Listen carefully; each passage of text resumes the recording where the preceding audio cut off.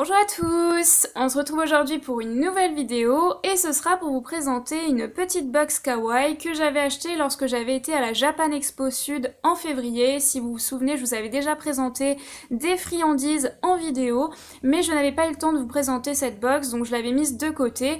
Et puis je me suis dit que là, il fallait quand même que je vous la présente, surtout qu'on m'a souvent demandé de représenter des box kawaii. Je m'en excuse si je ne le fais plus, mais la plupart des marques que j'avais l'habitude d'acheter ont un petit peu augmenté et c'est le cas de toutes les marques en général de box kawaii, et donc moi je trouve que c'est plus accessible pour moi. Après c'est pas forcément cher pour certaines personnes, mais là ça atteint bientôt les 35€, 40€ avec les frais de livraison, et je trouve que même pour 16 objets, même si les box sont très belles etc, c'est un peu excessif, en sachant que bon voilà, j'en ai acheté pas mal, donc on retrouve toujours un peu les mêmes choses, et puis voilà, c'est des petites cochonneries, faut l'admettre, donc ça fait beaucoup de choses à garder à la maison, et moi il faut aussi que je garde les loisirs créatifs, donc il me faut de l'espace et c'est des choses qui m'envahissent un petit peu de partout, donc j'ai un petit peu voilà, calmé le jeu, je m'en excuse, j'en représenterai peut-être d'autres, mais moins souvent, j'en achèterai une comme ça de temps en temps si vraiment le thème me plaît et que les produits je ne les ai pas encore eus, mais voilà, en général ça revenait toujours, donc je m'excuse si je n'en présente plus, mais voilà, j'en ai quand même une à vous présenter maintenant, qui est quand même sympa, donc je ne l'ai payé que 10€, mais il y a que 8 objets à l'intérieur, hein, c'est normal.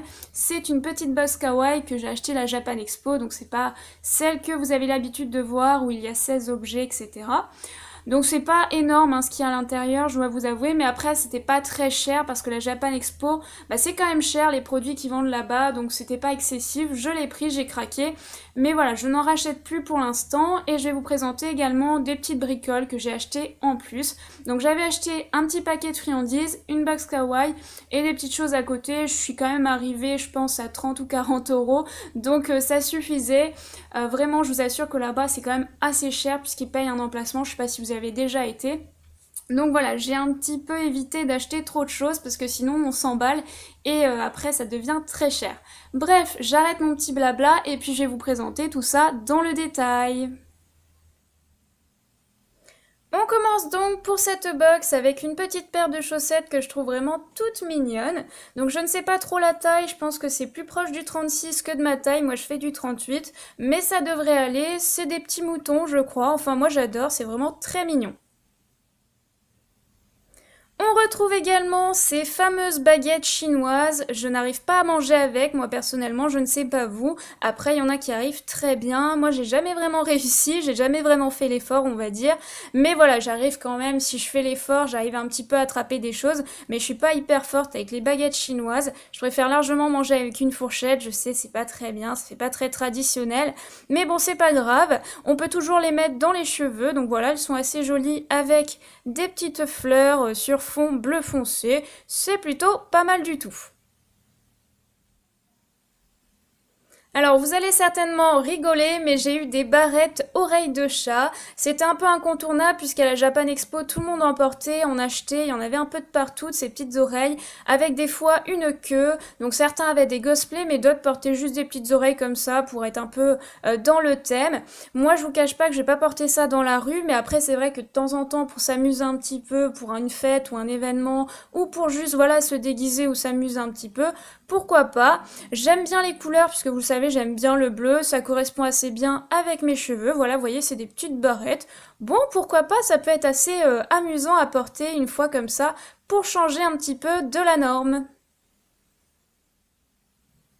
Après, on a cette petite pochette de pansements que je trouve vraiment pratique et mignonne. Alors, il n'y a pas beaucoup de pansements à l'intérieur, il n'y en a que 4, mais ils sont vraiment très très mignons. Vous avez des petits chats dessus, donc si jamais un jour je me coupe le doigt ou quoi que ce soit, je mettrai sûrement ces petits pansements en vidéo, histoire de vous faire un petit peu rigoler. En tout cas, je vais garder cette petite pochette que je trouve vraiment très pratique quand on veut mettre des petits pansements dans son sac. Voilà, j'ai pas forcément ce genre de pochette, et comme elle est assez mignonne, eh bien je trouve que c'est vraiment pratique. Ensuite, on retrouve ces fameux petits bracelets en silicone. Bon, ça, j'en ai déjà eu dans différentes box. Ça ne me dérange pas, c'est quelque chose d'assez sympa, surtout pour cet été. Bon, en général, c'est un petit peu grand par rapport à mon poignet, ça me va pas forcément. Mais là, ça a l'air d'aller. Ce sont des petites oreilles de chat en violet. Bon, pourquoi pas porter un petit truc comme ça, l'été, c'est pas choquant du tout. On retrouve également des petites friandises, mais là pour le coup je ne connais pas, je ne sais pas du tout ce que c'est, donc si vous connaissez n'hésitez pas à me dire en commentaire. Ça s'appelle Tok Tok Pop apparemment. Pour ce qui est du reste je ne sais pas, puisque tout est écrit en japonais, donc je ne sais pas le goût, je ne sais pas ce que c'est. Moi je pense que c'est peut-être de la poudre qui pétille dans la bouche, vous savez c'est un peu pétillant, un peu spécial, mais je suis pas sûre, c'est peut-être des langues de bonbons, je sais pas trop. Bon enfin bref, de toute façon je vais quand même goûter ce produit par la suite.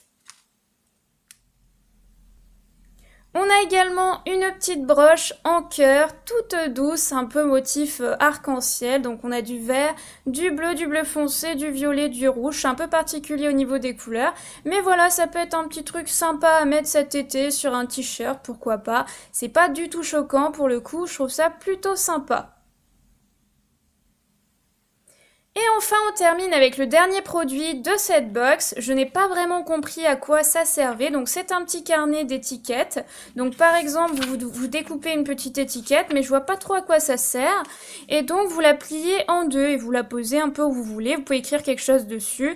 Voilà, ça représente des marques, de la nourriture. C'est bizarre. Une machine à laver, je crois. Enfin, bon.